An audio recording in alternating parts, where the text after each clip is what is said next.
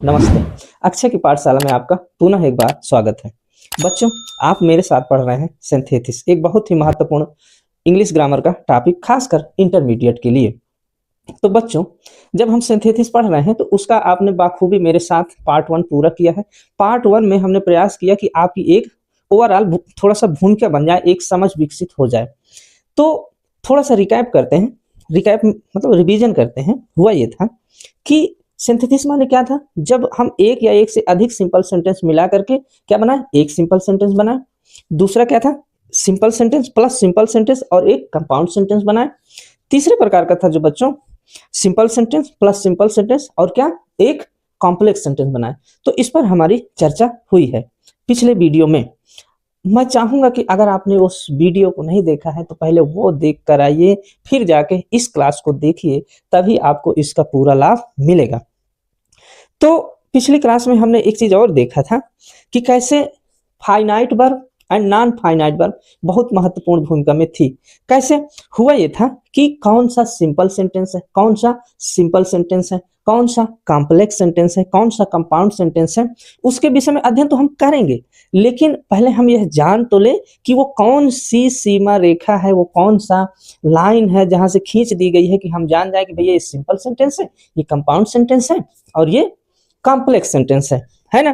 तो उस चर्चा के दौरान हमारी यह बात तय हुई, सिंपल सेंटेंस क्या है कि सिंपल सेंटेंस में एक फाइनाइट वर्ब होनी चाहिए। गौर करिए, मैं क्या कहा कि सिंपल सेंटेंस के लिए यह आवश्यक हो जाता है कि उस सेंटेंस में केवल एक फाइनाइट वर्ब रहे। हाँ, नॉन फाइनाइट वर्ब हो सकती हैं, कई हो सकती हैं, लेकिन फाइनाइट वर्ब ओनली वन होनी चाहिए, है ना? ये हमने कॉन्सेप्ट बाखूबी सीख लिया है। जब हमने उस कॉन्सेप्ट को सीख लिया था, तब फिर क्लास के एंड होते होते हमने ये कहा था कि अब वो सिंपल सेंटेंस के जोड़ने के जो कुछ 10 नियम थे, जिन्हें मैं रिंच कह रहा था, जैसे पार्टिसिपल का यूज करके, जैसे नॉमिनेटिव एब्सोल्यूट यूज करके। अब देखिए, नॉमिनेटिव एब्सोल्यूट के लिए एक भूल हो गई है, क्षमा चाहता हूँ। मैंने स्पेलिंग क्या लिख दिया था? O B S O L U T E. तो ये बच्चे गलत है, मैंने बाय मिस्टेक इसे ओ लिख दिया था, यहाँ ए हो जाएगा। क्या होगा? A B S O L U T E. तो मैंने जब देखा तो जल्दीबाजी में हो गया, तो आप इसे भूल सुधार कर लेंगे, ठीक है बच्चे? तो उस सीखने के क्रम में हमने देखा कि पार्टिसिपल का यूज करके, नॉमिनेटिव एब्सोल्यूट का यूज करके या इन्फिनिटिव का यूज करके, इस तरह से 10 रूल्स का हमने लिस्ट दिया था। 10 नहीं, 8 थे। क्या था कि प्रेजेंट पार्टिसिपल 3 होती है, तो उसको मैंने एक ही कर दिया था, तो इस तरह से 2 कम हो गए। तो आपके पास जो मैंने लिस्ट दी थी वो 8 रूल्स की थी। तो आइए देर ना करते हुए हम सीखते हैं क्या? Using of participle. पार्टिसिपल का यूज करते हुए हम कैसे सिंपल सेंटेंस बनाएं। याद रखें, जब हम पार्टिसिपल का इस्तेमाल ही इसलिए कर रहे हैं कि जब सेंटेंस में 2 फाइनाइट वर्ब होगी, तो हम पार्टिसिपल का इसलिए इस्तेमाल कर रहे हैं कि जो एक फाइनाइट वर्ब को खत्म कर दें और जो 2 हों तो एक को खत्म करके एक ही रहने दें। अर्थात वो ये हो सकता है कि हम जो है उसको infinite sorry non finite verb जो है उसमें चेंज कर दें, और क्या रहे, एक जो है फाइनाइट वर्ब और दूसरा क्या हो, नॉन फाइनाइट वर्ब हो। ओवरऑल फिर से मैं कह देता हूं, एक सेंटेंस में केवल एक फाइनाइट वर्ब हो। तो आइए हम देखते हैं पार्टिसिपल। पहला हमारा रूल है बच्चों, यूजिंग ऑफ पार्टिसिपल। ये तो आपका टॉपिक का नाम था, सिंथेसिस ऑफ सेंटेंसेस, कि कैसे हम सेंटेंसेस को सिंथेसाइज करेंगे, कैसे हम मिलाएंगे, ठीक है ना? तो पहला जो है, पहला rule, using of participle. Participle का यूज करके, बाय यूजिंग ऑफ पार्टिसिपल, ये हमारा पहला रूल है। बाय यूजिंग ऑफ पार्टिसिपल, तो पार्टिसिपल का यूज करके हम कैसे सिंपल सेंटेंस बनाएंगे, है ना? तो बच्चों देखिए, हुआ क्या है कि पार्टिसिपल 3 प्रकार के होते हैं। पार्टिसिपल कितने प्रकार के होते हैं? 3 प्रकार के। पहले हम नाम लिख देते हैं बच्चे, प्रेजेंट पार्टिसिपल, ये नंबर 1। नंबर 2 है बच्चे पास्ट पार्टिसिपल, पास्ट पार्टिसिपल। और तीसरा है बच्चे परफेक्ट पार्टिसिपल। Perfect participle. देखिए पार्टिसिपल के 3 प्रकार हो गए, ये वो प्रकार है, तो इनका इस्तेमाल करके हम क्या करेंगे कि सिंपल सेंटेंस कैसे बनाए जाते हैं वो हम सीखने वाले हैं। तो चलिए एक एक करके हम समझते हैं, है ना। तो एक एक करके हम समझते हैं, इसको आप नोट डाउन कर लीजिए। अब प्रेजेंट पार्टिसिपल, सबसे पहला मैं बताता हूं क्या है प्रेजेंट पार्टिसिपल। प्रेजेंट पार्टिसिपल में क्या व्यवस्था है बच्चों? प्रेजेंट पार्टिसिपल में होता क्या है कि इसकी पहचान जान लो। इसकी पहचान होती है कर या करके, कर या करके, इसकी ये पहचान है।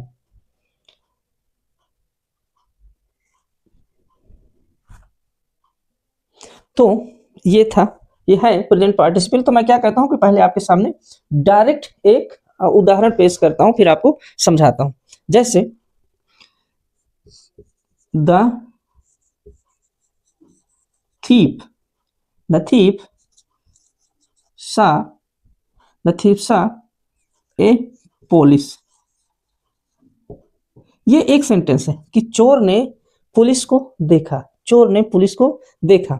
अब अगला सेंटेंस हम कह रहे हैं he ran away, वह भाग खड़ा हुआ। ये 2 सेंटेंस है बच्चों, 2 सेंटेंस है। द थीफ सा अ पुलिस, चोर ने एक पुलिस को देखा और वो भाग खड़ा हुआ। इस पर जो 2 सेंटेंस है इसको हमको क्या करना है, सिंथेसाइज करना है, यानी मिला देना है। और किस नियम के तहत? प्रेजेंट पार्टिसिपल के तहत। देखिए तो क्या है, देखिए ये सा है, सा माने देखा, तो ये क्या है फाइनाइट वर्ब बच्चे। और ये क्या है रन, ये भी क्या है फाइनाइट वर्ब है। तो हमारी शर्त यही तो है कि 2 फाइनाइट वर्ब है, तो 2 फाइनाइट वर्ब नहीं रहनी चाहिए। इसलिए नहीं रहनी चाहिए, बन तो जाएगा लेकिन वो सिंपल नहीं बनेगा, कुछ और बन जाएगा। लेकिन हमारी शर्त तो यहाँ ये है कि हमें सिंपल सेंटेंस ही बनाना है ना। तो पार्टिसिपल का रूल बच्चे बता देता हूं क्या होता है। ये main verb plus ING, main verb plus ING लिखिए तो आपका पार्टिसिपल बन जाएगा। तो देखिए ये सा है, सा है, इसको ये जो मेन वर्ब है सी है, तो देखिए सी, सीइंग, सॉरी सीइंग,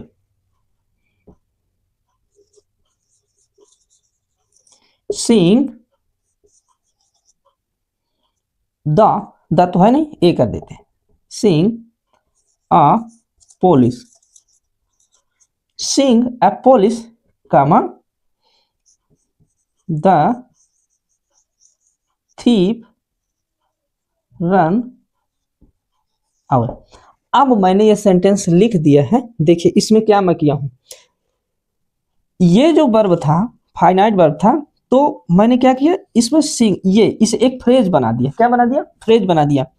देखिए ये सीइंग है, अब ये क्या है इनफाइनाइट वर्ब हो गई। क्या हो गई? Infinite verb. इसलिए हो गई क्योंकि देखिए ये अपने सब्जेक्ट का या अपने टेंस के अनुसार नहीं है, तो ओनली वन जो वर्ब था ये है फाइनाइट वर्ब। तो हमने इस तरह से जोड़ करके इस वाक्य को बनाया। अब इसका हिंदी समझिए, इसकी पहचान क्या होती है? कर या करके। तो सीइंग द पुलिस, इसका अर्थ यह निकल रहा है बच्चे कि पुलिस को देख करके, पुलिस को देख करके चोर भाग गया, है ना। एक चीज और बताना चाहेंगे, जब ये 2 सेंटेंस है बच्चे, ये 2 सेंटेंस है ना, द थीफ सा अ पुलिस, ही रन अवे, तो इसमें प्रेजेंट पार्टिसिपल का एक सूत्र होता है। क्या सूत्र होता है? प्रथम कार अपूर्ण, प्रथम कार अपूर्ण प्लस दूसरा कार प्रारंभ, दूसरा कार प्रारंभ।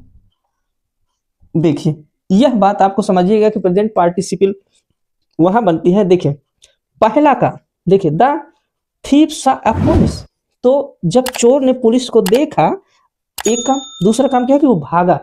तो देखिए देखने का काम अभी अपूर्ण है, यानी देखने का काम पूरा नहीं हो। चोर तो ऐसा भी होता है, देखता भी जाएगा भागता भी जाएगा। तो आप इस बात को समझिए कि पहला काम क्या है, पूरा नहीं हुआ है, कि दूसरा काम चालू हो गया। देखने का काम अभी पूरा नहीं हुआ है, दौड़ने का काम शुरू हो गया। तो प्रेजेंट पार्टिसिपल में हम क्या करते हैं कि जो मेन वर्ब है उस पर क्या करते हैं, आईएनजी लगा देते हैं, और फिर क्या करते हैं इसको फ्रेज बनाया, और फिर हम उस वाक्य को, देखिए यहाँ थीप है और ही है, ये तो दोनों एक ही है, आप समझ रहे हैं। तो क्या करना, ही को हमने हटा दिया, काम चला लिया उसी से। तो क्या आप इस वाक्य को समझ पाए हैं? प्रेजेंट पार्टिसिपल में क्या होता है कि पहला काम पूरा नहीं होता और दूसरा शुरू हो जाता है। और इसे बनाने की विधि क्या होती है, ये विधि यह होती है कि मेन वर्ब में आईएनजी लगाइए, और फिर क्या लगाइए यही लगाइए, ऑब्जेक्ट आए जो कह रहे हैं पुलिस, उसको लगाइए, और फिर आपका सेंटेंस इस तरह से बन जाएगा। शर्त हमारी पूरी हो रही है। जहां पर दो फाइनाइट वर्ब थे, सा और रन, तो यहाँ पर ये सिंग हमने कर दिया, तो ये इनफाइनाइट हो गई, और ये क्या है, finite, sorry infinite non finite. आप समझ रहे हैं उस बात को। तो आपने प्रेजेंट पार्टिसिपल को अच्छी तरह से देख लिया, इसे आप थोड़ा सा नोट डाउन करिए। आइए अब इस क्रम में अब अगला हम देखते हैं परफेक्ट पार्टिसिपल। परफेक्ट पार्टिसिपल जो है बच्चे, तो वही है। देखिए इसमें गौर करने वाली बात यह है कि ये हूबहू प्रेजेंट पार्टिसिपल जैसा ही है कुछ हद तक। किस स्तर पर उसी तरह है, देखिए पहचान उस पर भी थी कार्य करके, इस पर भी है कार्य करके, है क्या, इस बात को लेके अंतर है। गौर करिए, प्रथम कार्य पूर्ण, वहां पर मैं क्या लिखा था, प्रथम कार्य अपूर्ण था, फिर दूसरा चालू हुआ था। यहां पर क्या है कि पहला काम जब पूरा हो जाएगा तभी फिर दूसरा चालू होगा। याद करिए चोर का उदाहरण कि चोर ने पुलिस को देखा और भाग खड़ा हुआ। तो हुआ क्या था कि देखने का काम समाप्त नहीं होता है और भागने का काम शुरू हो जाता है। लेकिन परफेक्ट पार्टिसिपल में ऐसा नहीं होगा। जब इत्मीनान से पहला काम पूरा हो जाएगा तभी दूसरा काम बिगिन होगा, प्रारंभ होगा। देखिए तो है क्या कि बस इतने से अंतर को लेकर के, अगर ये अंतर ना होता तो हम प्रेजेंट पार्टिसिपल से ही काम चला लिए होते। लेकिन क्या है कि हमें दोनों में यही फर्क दिखाना है, इसलिए इसकी जरूरत पड़ गई है। तो इसलिए बना परफेक्ट पार्टिसिपल, है ना। देखिए मैं एक सेंटेंस लिखा है, Ramu completed his work, full stop, एक वाक्य। दूसरा, ही वेंट हिज होम, वह अपने घर गया। गौर करिएगा कि जब रामू अपना काम समाप्त कर लिया है, मतलब पहला काम पूरा हो चुका है, तब अपने घर गया है। ऐसा नहीं है कि ये भी काम शुरू है वो भी काम शुरू है। देखिए गौर करने वाली बात यह है कि इस पर देखिए, ये है बच्चे, ये इनफाइनाइट वर्ब, ये है इनफाइनाइट वर्ब। हमारी शर्त क्या है सिंपल सेंटेंस बनाने के लिए, शर्त यही है कि इसमें क्या हो, एक ही फाइनाइट वर्ब रह जानी चाहिए, दो नहीं होनी चाहिए, नहीं फिर सिंपल सेंटेंस की शर्त पूरी नहीं होती है। तो देखिए बच्चों, है क्या, परफेक्ट पार्टिसिपल का थोड़ा सा रूल ऐसा है। कैसा रूल है, इसमें क्या होता है बच्चे, having, HAVING, having plus main verb का क्या, थर्ड फॉर्म, ऐसे बनाते हैं। देखिए जैसे अब इस वाक्य को मैं इस सूत्र के हिसाब से, इस रूल के हिसाब से बनाता हूं।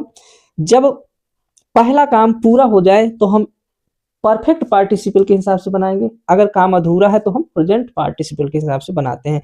प्रेजेंट पार्टिसिपल से बनाने का मतलब है कि मेन वर्ब में आईएनजी लगाइए, बना चलिए, काम हो गया। लेकिन परफेक्ट पार्टिसिपल में पहले आपको हैविंग लगाना पड़ेगा, मेन वर्ब का थर्ड फॉर्म लगाना पड़ेगा, फिर आगे अगला वाक्य हूबहू लिख दिया जाता है। देखिए एक बात आपको समझाएं कि यहाँ जो रामू लिखा है और जो ही लिखा है ये दो नहीं एक ही है, तो एक को हम मिटा देंगे आसानी से। जैसे अब मैं इसे बनाता हूं, हैविंग से वाक्य शुरू होगा,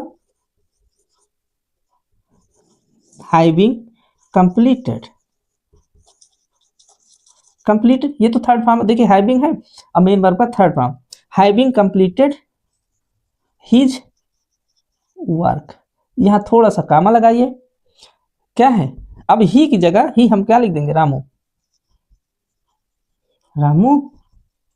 वेंट हिज होम, समझिए, समझना ये है कि ये जो कंप्लीटेड मेन वर्ब है तो ये फाइनाइट वर्ब थी। ये देखिए रामू का कहना ले रही थी, अपने कर्ता के हिसाब से, टेंस के हिसाब से थी, लेकिन यहां देखिए रामू है ही नहीं, तो ये क्या हो गई, नॉन फाइनाइट वर्ब हो गई। तो एक फाइनाइट वर्ब, एक नॉन फाइनाइट वर्ब, शर्त पूरी हुई, और इस प्रकार से ये वाक्य बन गया। मैं एक बार फिर से आपको समरी कर देता हूं। जब हम पार्टिसिपल पढ़ रहे हैं तो तीन है, present participle, past participle, perfect participle. हम दो पूरा कर लिए हैं, प्रेजेंट पार्टिसिपल और परफेक्ट पार्टिसिपल। देखिए, प्रेजेंट पार्टिसिपल हो या परफेक्ट पार्टिसिपल, पहचान को लेकर के एक ही है, दोनों का मतलब कार्य करके ही आएगा। जैसे देखिए, हैविंग कंप्लीटेड हिज वर्क, अपना काम पूरा करके, देखिए आ रहा है ना कार्य करके, और उसमें भी आ रहा था पुलिस को देख करके, याद करिए। तो दोनों पहचान के स्तर पर एक ही है। फर्क यहाँ पर है कि एक में क्या था, प्रेजेंट में पहला काम अधूरा, दूसरा चालू। इसमें क्या है, पहला काम पूरा, दूसरा चालू। तो जो अधूरा रहता है उसके लिए क्या है, मेन वर्ब में ING, seeing the police, the thief run away. और इसमें क्या है, पहला काम पूरा है तो हैविंग से, हैविंग प्लस मेन वर्ब का थर्ड फॉर्म, तो having completed his work Ramu went his home. तो पार्टिसिपल पढ़ने के क्रम में हमने दो बाखूबी समझ लिया है, आप इस बात को भलीभांति समझ गए होंगे, है ना। तो इसे आप थोड़ा सा स्क्रीनशॉट ले लीजिए या नोट डाउन कर लीजिए। फिर हम बात करते हैं आपका पास्ट पार्टिसिपल। उसका क्यों मैंने बाद में कहा, अभी आपको समझ में आएगा, तो इसे आप नोट डाउन कर लीजिए। तो आइए बच्चों, हम देखते हैं अगला आपका पार्टिसिपल, पास्ट पार्टिसिपल। आपके सामने यह लिखा है पास्ट पार्टिसिपल। देखिए इसकी पहचान क्या होती है, पहचान इसकी होती है आ हुआ, ई हुई। दरअसल मैं बताता हूं है क्या ये वाला। जैसे आपने मेन वर्ब के फॉर्म तो पढ़े होंगे, जैसे जैसे एक है बच्चे write, first form, wrote, wrote ये फर्स्ट फॉर्म है, तो बच्चे ये सेकंड फॉर्म है। और रिटेन, क्या, रिटेन, ये क्या है बच्चे, ये थर्ड फॉर्म है। जैसे हमने ले लें गो, बेंट, गॉन। तो गौर करने वाली बात यह है बच्चे यहाँ पर कि ये जो थर्ड फॉर्म है, ये क्या है, जो थर्ड फॉर्म है, इसी को बच्चों कहते हैं पास्ट पार्टिसिपल। क्या कहते हैं, पास्ट पार्टिसिपल। देखिए बस इतना सा जानिए कि जो थर्ड फॉर्म होता है वो क्या होता है, पास्ट पार्टिसिपल कहलाता है। कैसे, देखिए एक वाक्य से मैं आपको साबित करता हूं बना करके। जैसे आई फाउंड, मैंने पाया, माई पेन, मैंने अपना पेन पा गया, ये पा गया हूं, प्राप्त कर लिया, आई फाउंड माई पेन। अब क्या है, it is last, it is lost. ये दो वाक्य है। मैंने अपना पेन पाया, यह पेन क्या था, खो गया था, खो गया था। तो क्या है बच्चे कि इसमें एक व्यवस्था है कि जो नाउन होता है, नाउन होता है तो इसी जो थर्ड फॉर्म को है उसका एडजेक्टिव बना देते हैं। क्या बना देते हैं, एडजेक्टिव बना देते हैं। तो एडजेक्टिव क्या लगता है, नाउन से पहले। जैसे मैं इसे बना के आपको दिखाता हूं। I I found, I found my lost pen. गौर ये करना है कि ये पेन क्या है, पेन एक नाउन था, ये पेन नाउन है। नाउन से पहले जो हमने थर्ड फॉर्म लगा दिए, ये थर्ड फॉर्म, तो ये किसका काम कर रहा है, एडजेक्टिव का काम कर रहा है, विशेषण का। अब देखना मैं इसका हिंदी मतलब बताता हूं। मैं अपनी खोई हुई पेन पा गया, मैं अपनी खोई हुई, देखिए पहचान आ रही है ना, आ हुआ ई हुई। तो जो थर्ड फॉर्म होता है, उस थर्ड फॉर्म को बच्चों क्या करते हैं कि नाउन से पहले हम स्थापित कर देते हैं, किस रूप में, विशेषण के रूप में, एडजेक्टिव के रूप में। तो आप समझ गए होंगे। जैसे he gave me her heart, उसने मुझे अपना दिल दिया। He gave me her heart, उसने मुझे अपना दिल दिया, एक वाक्य। दूसरा, तो द हार्ट वाज ब्रोकन, वो हृदय क्या था, टूटा हुआ था। तो क्या मैं इसको नहीं ऐसे एक वाक्य बना दूं और इससे एडजेक्टिव लगा दूं, तो सी गेव मी हर ब्रोकन हार्ट, ब्रोकन हार्ट, तो ब्रोकन, ब्रेक, ब्रोक, ब्रोकन, तीसरा रूप, थर्ड फॉर्म। मैं लिख दूं, अच्छा मैं थोड़ा सा लिख देता हूं यहाँ पे। सी गेव मी हर, सॉरी, सी गेव मी हर हार्ट, उसने मुझे अपना दिल दिया। अब क्या है, द हार्ट वाज ब्रोकन, और वो दिल कैसा था, टूटा था। तो अब मैं जब इसे बनाऊंगा, देखिए ब्रोकन ब्रोकन ब्रोकन पर याद करिए, ये third form break broke broken, तो क्या कहूंगा, सी गेव मी हर। अब मैं यहां थोड़ा सा अलग, ये देखिए ब्रोकन, अब क्या, हार्ट हार्ट। गौर करना, मैं पढ़ाना ये चाहता हूं कि जो ब्रोकन शब्द है यही है आपका past participle, past participle. I put on my shirt, मैंने अपनी शर्ट पहन लिया। I put on my shirt, मैंने अपनी शर्ट पहन लिया। इट वॉज टर्न, ये फटी हुई है। अब इसको ऐसे बना लेना, I put on my turn shirt, मैं अपनी फटी हुई शर्ट पहन लिया। क्या बच्चे मेरी बात समझ पा रहे हो? तो इतना ही है, इसमें ज्यादा दिक्कत वाली बात है नहीं। तो हमने जो पहला रूल है सिंपल सेंटेंस बनाने का, by using of participle, by using of participle, तो हमने तीनों पर चर्चा कर ली, तीनों पर आपको अंतर बताया। अब तीनों का याद रखना एक ही काम था, क्या काम था, वो हमेशा इस बात पर जोर दे रहे थे हम कि जो दो फाइनाइट वर्ब हैं उनको कम करके एक फाइनाइट वर्ब में सीमित कर देना। उसके लिए हमने क्या उपाय अपनाया, एक को नॉन फाइनाइट वर्ब में बदल देते हैं। ठीक है ना? तो इसे आप एज इट जो कहते हो नोट डाउन कर लीजिए, फिर हम अगले रूल पर चर्चा करते हैं। तो नोट डाउन कर लीजिए। अब हमारा बहुत ही महत्वपूर्ण रूल है, कौन सा, by using of nominative absolute. देखिए मैं चाहूंगा कि आप पहले इसका अर्थ समझें, नॉमिनेटिव एब्सोल्यूट होता क्या है। तो बच्चे नॉमिनेटिव एब्सोल्यूट कुछ नहीं है, देखिए है क्या, नॉमिनेटिव, देखिए बाय यूजिंग किसका प्रयोग करके, नॉमिनेटिव एब्सोल्यूट का। तो नॉमिनेटिव माने कुछ नहीं होता बच्चे, कुछ नहीं, नॉमिनेटिव माने होता है सब्जेक्ट, नॉमिनेटिव माने क्या होता है, सब्जेक्ट। तो इतना लंबा चौड़ा शब्द देख के घबराना नहीं है, नॉमिनेटिव का मतलब क्या हुआ, सब्जेक्ट या कर्ता। और एब्सोल्यूट माने होता है बच्चे फ्री होना, क्या होना, फ्री होना, आजाद होना। तो इसमें यह कहा जा रहा है, इसमें यह कहा जा रहा है कि जो सब्जेक्ट है वो किससे फ्री होना चाहेगा, जाहिर सी बात है कि अपनी वर्ब से फ्री होना चाहता है। देखिए जब हम फाइनाइट बार पढ़ रहे हैं, बार बार मैं कह रहा हूं, तो सब्जेक्ट से जब प्रभावित होती है, सब्जेक्ट और वर्ब एक दूसरे को प्रभावित करते हैं तो फाइनाइट वर्ब है। तो वर्ब सब्जेक्ट से आजाद नहीं है, सब्जेक्ट वर्ब से आजाद है, दोनों दो तरफा है ना।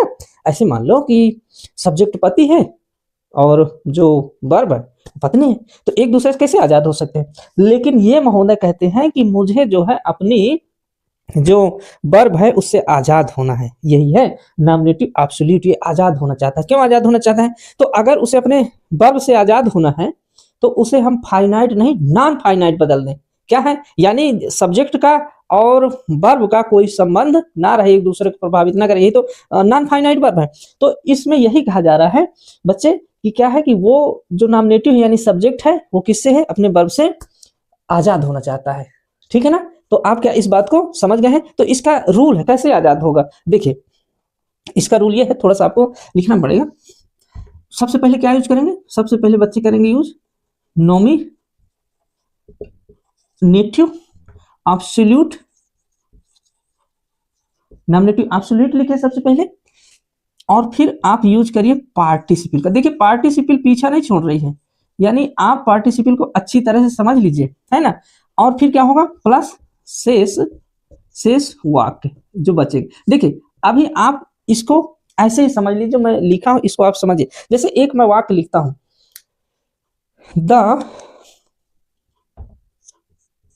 The sun set in the best, एक वाक्य ये हो गया, the sun set in the best, the came in the sky. इस वाक्य को समझिए कि the sun set in the west, सूरज पश्चिम में डूब गया, the star come in the sky, और क्या है, स्टार माने तारे आसमान में आ गए, तारे आसमान में आ गए। तो देखिए है क्या बच्चे कि इसमें एक और समझने वाली बात यह है कि एक वाक्य जो है, जैसे ये जो काम है, ये जो फाइनाइट वर्ब है, और ये जो फाइनाइट वर्ब है, इन दोनों में क्या होता है, कारण और परिणाम का संबंध पाया जाता है, यानी इसके कारण वो होगा। तो एक बात और याद रखिएगा, नॉमिनेटिव एब्सोल्यूट में क्या होता है, रीजन और रिजल्ट होता है। क्या होता है, रीजन, रीजन होगा पहले वाक्य में, और उसी रीजन के कारण क्या होगा, रिजल्ट आएगा। तो देखिए इस वाक्य को पढ़िए कि जब सूरज डूब गया तो क्या करेंगे, तारे जो है आसमान पर निकल आएंगे। ठीक है ना। तो इसको हमने इस सूत्र के आधार पर हल करना है। किस सूत्र पर, सबसे पहले हम बच्चे लिखेंगे नॉमिनेटिव एब्सोल्यूट लिखेंगे, फिर क्या लिखेंगे, पार्टिसिपल लिख देंगे, और फिर शेष वाक्य लिख देंगे। पहले मुझे आप लिखने दीजिए, समझाने की जिम्मेदारी पूरी मेरी। तो क्या है, द सन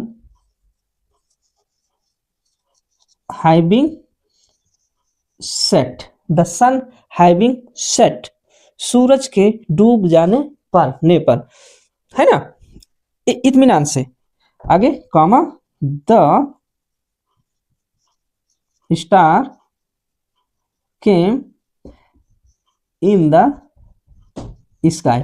देखिए इसमें आपको समझना क्या है, नॉमिनेटिव एब्सोल्यूट का मतलब क्या, मैंने कहा था कर्ता, तो कर्ता तो यही है, द सन, है कि नहीं। तो हमने सबसे पहले क्या लिख दिया, नॉमिनेटिव एब्सोल्यूट लिख दिया। फिर क्या लिखेंगे, पार्टिसिपल। तो पार्टिसिपल देखिए दो का यूज करना है, प्रेजेंट पार्टिसिपल का या पास्ट, नहीं सॉरी, परफेक्ट पार्टिसिपल का।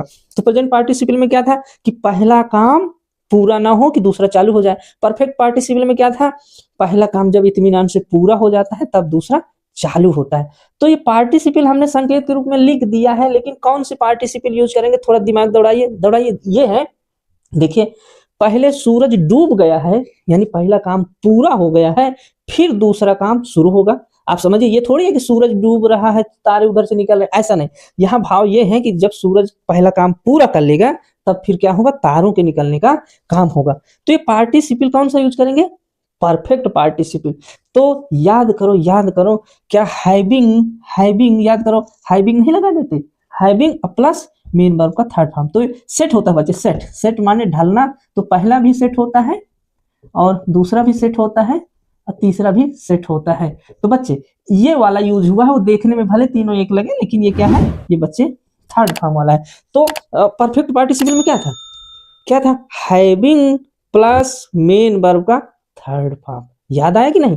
तो देखिए नॉमिनेटिव एब्सोल्यूट हमने लिखा, फिर हैविंग लिखा, फिर मेन वर्ब का थर्ड फॉर्म लिखा, ये काम है। फिर शेष वाक्य, देखिए शेष वाक्य जो बचा था उसे हमने लिख दिया। अभी एक बात समझाने को रह गई, देखिए है क्या, जैसे कि मैंने कहा कि इसका अर्थ ये था कि नॉमिनेटिव एब्सोल्यूट आजाद होना चाहता है। किससे आजाद होना चाहता है, अपने भैया वो क्या है, फाइनाइट वर्ब से। कहता है हमसे तुमसे दोस्ती नहीं करनी है, मुझे आजाद करो, तुम मुझसे ना प्रभावित हो, मैं तुमसे ना प्रभावित हूं। तो देखो देखिए ये सन है ना, देखिए ये वाक द सनसेट, तो ये सन से सेट प्रभावित है, सन से सेट प्रभावित है, सेट जो है सन से प्रभावित है। यानी देखिए सब्जेक्ट और वर्ब दोनों एक दूसरे को प्रभावित कर रहे हैं। तो ये बच्चे क्या है, फाइनाइट वर्ब। लेकिन देखिए ये सन आ गया, फिर हैविंग आ गया, सेट यहाँ आ गया, तो सन का सेट का कोई संबंध नहीं है। तो बताओ क्या ये सब्जेक्ट एब्सोल्यूट हो गया कि नहीं, फ्री हो गया कि नहीं। तो इसका मतलब है यही था कि नॉमिनेटिव एब्सोल्यूट का कि क्या है कि सब्जेक्ट अपने वर्ब से नाता तोड़ना चाहता है। देखिए तोड़ दिया, और हमारी शर्त फिर पूरी हो गई। कौन वाली शर्त, शर्त ये थी कि सिंपल सेंटेंस बनाने के लिए केवल और केवल एक फाइनाइट वर्ब होनी चाहिए। बताइए ये हो गई बच्चे, ये यहाँ पर सेट, अब ये दूर चला गया है तो ये हो गया नॉन फाइनाइट, और ये देखिए केम तो बचा हुआ है, ये फाइनाइट वर्ब है। क्या बच्चे इस बात को आप समझ पाए हैं अच्छी तरह से। अगर नहीं समझ पाए हैं तो और ठीक से और देखिए इसको, एक इसे आप नोट डाउन कर लीजिए। एक दो बेहतरीन एग्जांपल मैं आपको और देता हूं तो आपका कॉन्सेप्ट और अच्छी तरह से क्लियर हो ही जाएगा आज, ठीक है ना। तो आप इसे नोट डाउन कर लीजिए या स्क्रीनशॉट ले लीजिए, मैं हट जा रहा हूं। एक एग्जाम्पल बेहतरीन आपके सामने ये रहा, जैसे हमने एक सेंटेंस लिखा, कौन सा, द सन रोज, सूरज निकला, सूरज निकला, द फॉग डिसअपियर्ड, धुंध छट गई, डिसअपियर्ड हो गई, गायब हो गई। तो क्या है कि बच्चे, क्या है कि एक आपकी ये फाइनाइट वर्ब, एक ये फाइनाइट वर्ब, हमें पता है कि हमें एक को हटाना है क्योंकि दो नहीं रह सकती। तो क्या करेंगे, नॉमिनेटिव एब्सोल्यूट लिखो, लिख देते हैं बच्चे, लिख दिया, द सन लिख दिया। फिर क्या लिखना है, पार्टिसिपल लिख दिया। तो जब सूरज निकला है तब जाके धुंध हटी है, तो यानी पहले ये काम हुआ है जाके पूरी तरह से, तब जाके ये हुआ है। तो हाइबिंग का प्रयोग हम करेंगे, परफेक्ट पार्टिसिपल का यूज करेंगे उस आधार पे। द सन हाइबिंग, हाइबिंग क्यों लगता है, परफेक्ट पार्टिसिपल में लगता है। और राइज का थर्ड फॉर्म राइजन, RISEN। अब आपको अच्छी भली भांति समझ पाए होंगे, नॉमिनेटिव का यूज हमने कर दिया, फिर क्या किया, पार्टिसिपल, ये इतना से इतना पार्टिसिपल, हाइबिंग पर third form Ryzen, comma, same वैसे लिख देना है शेष वाक्य, द फॉग डिसअपीयर्ड। समझिए बात को। तो इस वाक्य से आपको भली भांति समझ में आया होगा। तो पार्टिसिपल के हमने अभी परफेक्ट पार्टिसिपल पर चर्चा की। कुछ ऐसे भी वाक्य हैं जो प्रेजेंट पार्टिसिपल के हिसाब से हो सकते हैं, आइए उनके भी कुछ एग्जांपल देख लेते हैं। जैसे जैसे it was Sunday, it was Sunday yesterday, कल रविवार था। एक ये वाक्य, the boys played all day, कल रविवार था और सभी बच्चे पूरा दिन खेले, ऑल डे प्ले, पूरा दिन खेले। तो होता क्या है, अब इस पार्टिसिपल जहां लिखा तो हम प्रेजेंट के हिसाब से बनाते हैं। क्यों बनाते हैं, मैं अभी अभी साबित करता हूं, है ना। तो it being Sunday yesterday, yesterday वैसे ही बहु लिख देना है, फिर कामा लगाना है और शेष वाक्य the boys played all day, ये आपका वाक्य बन गया। आपके लिए एक नई बात आ गई है यहाँ पर, आप समझेंगे कि ये बीइंग कहाँ से आ गई। ये एक ग्रामर में बड़ी गजब की बात है, मैं इसकी विधिवत चर्चा कर ही लेता हूँ, तभी मुझे भी तसल्ली मिलेगी और आपको भी समझ में आएगा। तो चलिए मैं ये बीइंग क्यों आया आपको समझाता हूँ। है क्या बच्चों, एक मेन वर्ब होती है बी, एक मेन वर्ब होती है बच्चे, क्या है, बी। तो बी के 5 रूप होते हैं, 1 2 3 4 5। जानकर हैरानी होगी, आप इन्हें जानते हैं। पहला रूप है बच्चे इसका इज, दूसरा है एम, चौथा है आर, पांचवा है वाज, छठा है पांचवा है वर्ब। 1 2 3 4 5। आप समझिए इस बात को कि ये बी के 5 रूप हैं जो हेल्पिंग वर्ब के रूप में हमारे सामने यूज होते हैं, लेकिन मत भूलिए इनका मूल रूप बी है। अगर हम इज पे आईएनजी लगाएंगे, इज पे आईएनजी लगाएंगे तो क्या होगा, आई यस, ऐसे थोड़ी होगा, आई यस आई एन, इजिंग थोड़ी होगा, नो, ये गलत तरीका है। जब हम इज पर आईएनजी लगाएंगे तो बच्चे बनेगा क्या, be plus ING, being. Am पर आईएनजी लगाएंगे तो भी क्या बनेगा, बीइंग बनेगा। आप बात को समझिए, यानी इज, एम, आर, वाज, वर, पांचों में से कोई आ जाता है और उस पर हमें आईएनजी लगाना है तो इसके आधार पर लगाएंगे। किस पर, कोई भी आ जाए तो क्या बनेगा बच्चे, बीइंग। ये आपके लिए महत्वपूर्ण बात हो सकती है, आई एम राइट, है ना। अब ध्यान दीजिए, आपके सामने वाक्य क्या था, आपके सामने बच्चे वाक्य था इट वाज, क्या है, इट, फिर से मैं लिखता हूं, इट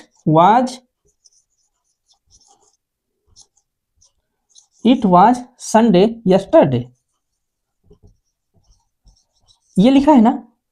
तो इसे जब हम किसमें, पार्टिसिपल या प्रेजेंट पार्टिसिपल बनाएंगे तो प्रेजेंट पार्टिसिपल का क्या नियम था, प्रेजेंट पार्टिसिपल का नियम ये था कि मेन वर्ब में आईएनजी लगाइए। तो अब देखिए ये वाज आया है ना भैया, वाज, तो इट बीइंग, क्या मेरी बात आप समझ पाए हैं मैं क्या कहना चाहता हूं, ये वाज ही बीइंग हुआ है। मैं अभी अभी आपको बताया हूं कि इस, एम, आर, वाज, वर, यदि आ जाए उसमें आईएनजी लगाना है तो क्या बनेगा, बीइंग बनेगा। तो देखिए इसी में हमने वाज पर आईएनजी लगाया, तो it being Sunday yesterday comma all the boys play all day. क्या आप इस बात को भली भांति समझ पाए हैं? देखिए नॉमिनेटिव एब्सोल्यूट जो मैं बेहतर आपको बताना चाहता हूं, आप गौर करिए। अगर एक बार में नहीं समझ में आया तो आप 2 बार इस चीज को देखें। मैं फिर से अपनी बात को एक बार दोहरा देता हूं, समरी कर देता हूं संक्षेप में। नॉमिनेटिव एब्सोल्यूट का मतलब, नॉमिनेटिव माने कर्ता, एब्सोल्यूट माने वो आजाद होना चाहता, फिर किससे होगा भैया, सब्जेक्ट किससे आजाद होगा, अपने टेंस से, अपने वर्ब से। तो आजाद जब हो जाएगा तो वो वर्ब इसी हालत में आजाद हो पाएगा कि वो अपनी जो वर्ब है उसे फाइनाइट से इनफाइनाइट कर दे, तलाक दे दे, ऐसे समझो। इसलिए कहते बीबी मायके चली गई, आप फ्री हो भैया, है ना, मजाक था। तो इस तरह से हमने देखा कि नॉमिनेटिव एब्सोल्यूट, और वो हमने इसलिए इस्तेमाल किया था कि वही बात घुमा फिरा के भैया जो बार बार मैं कहता हूं कि सिंपल सेंटेंस बनाने के लिए एक ही फाइनाइट वर्ब चाहिए, दो नहीं चाहिए। तो दो नहीं चाहिए तो एक को हम क्या करेंगे, नॉन फाइनाइट करेंगे, नॉन फाइनाइट के लिए क्या करेंगे, आजाद करेंगे। आजाद करेंगे तो ये वाला रूल लगेगा। क्या मेरी बात समझ पे आई? देखो हमने देखा सिंपल सेंटेंस बनाने के क्रम में, मैं विधिवत चर्चा कर रहा हूं, हमने पार्टिसिपल की चर्चा की। अब पार्टिसिपल आप बड़े ढंग से गौर से समझिए। प्रेजेंट पार्टिसिपल, पहला काम अपूर्ण प्लस दूसरा चालू, तो उस आधार पे हम कहाँ चले जाएंगे, मेन वर्ब में आईएनजी लगा देंगे। पहचान हुई कार्य करके। अगर पहला काम पूरा हो जाता है, दूसरा चालू हो जाता है, तो बात वही रहेगी, हम कहाँ कूद के चले जाएंगे, पास्ट पार्टिसिपल में हैविंग प्लस मेन वर्ब का थर्ड फॉर्म, उस आधार पे चले जाते हैं। तो उस पर हमने विधिवत आपसे चर्चा की। फिर हमने नॉमिनेटिव एब्सोल्यूट देखा, किताब में ऐसा कहीं नहीं लिखा, मैं भरपूर प्रयास कर रहा हूं कि आपको हूबहू कॉन्सेप्ट तक आपको पहुंचा दूं, है ना। तो ये वीडियो मुझे लगता है कि बहुत लंबा हुआ जा रहा है, तो ये बहुत महत्वपूर्ण थे। जैसे हम इन्हें सीख लिए हैं तो यकीन मानिए 2 अब सीख लिए, तीसरे में जल्दी जल्दी होगा। ये काफी कठिन भी था। और फिर से मुझे उम्मीद है कि आपको मेरी बातें पसंद आई होंगी। अगर पसंद आई हो तो दिल से लाइक कर दीजिएगा, शेयर कर दीजिएगा। Thank you, take care of you, अपना ख्याल रखें।